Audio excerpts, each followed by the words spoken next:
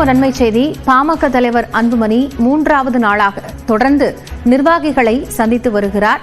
சட்டப்பேரவை தேர்தலுக்கு முன்பாக கட்சியை வலுப்படுத்துவதற்கான ஒரு திட்டமாக இது பார்க்கப்படுகிறதா என்று கேள்விகளோடு செய்தியாளர் கோகுல் தற்போது இணைகிறார். அவரோடு பேசலாம்.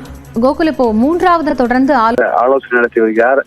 குறிப்பாக இன்றைய தினம் டெல்டா மாவட்ட நிர்வாகிகளோடு பாமக தலைவர் அன்புமணி ராமதாஸ் ஆலோசனை நடத்தி வருகிறார். ஏற்கனவே காஞ்சிபுரம், திருவள்ளூர், திருவண்ணாமலை, வேலூர் உள்ளிட்ட மாவட்ட நிர்வாகிகளோடு ஆலோசனை நடத்திய நிலையில இன்று 3வது நாளாக இந்த ஆலோசனை நடைபெறுகிறது. குறிப்பாக சட்டமன்ற தேர்தலுக்கு தயாராகும் வகையில கட்சியை பலப்படுத்தும் விதமாக இந்த மாவட்ட செயலர் உள்ளிட்ட நிர்வாகிகளோடு அன்புமணி ராமதாஸ் ஆலோசனை நடத்தி வருகிறார். எப்பொழுதும் பாமகவுடைய ஆலோசனை கூட்டம் என்றால் தைலாபுரம் தோட்டத்தில் தான் நடைபெறும். ஆனால் தற்பொழுது பனையூர்ல அன்புமணி ராமதாஸ் ஒரு தனி அலுவலகத்தை தொடங்கியிருக்கிறார். இந்த பனையூர் அலுவலகத்தில் வைத்து இந்த ஆலோசனையானது நடத்தப்பட்டு வருவது ஒரு முக்கியத்துவம் வாய்ந்ததாக பார்க்கப்படுகிறது. அதாவது ஒரு தலைவராக இருக்கக்கூடிய அன்புமணி ராமதாஸ் அடுத்த கட்டமாக சட்டமன்ற தேர்தலை எப்படி எதிர்கொள்வது என்பது குறித்து நிர்வாகிகளோடு ஆலோசித்து மாவட்ட செயலர் உள்ளிட்ட பதவியில் இருப்பவர்கள் சரியாக செயல்படாமல் இருந்தால் அவர்களை மாற்றுவதற்கு ஒரு திட்டமும் வைத்திருக்கிறார்.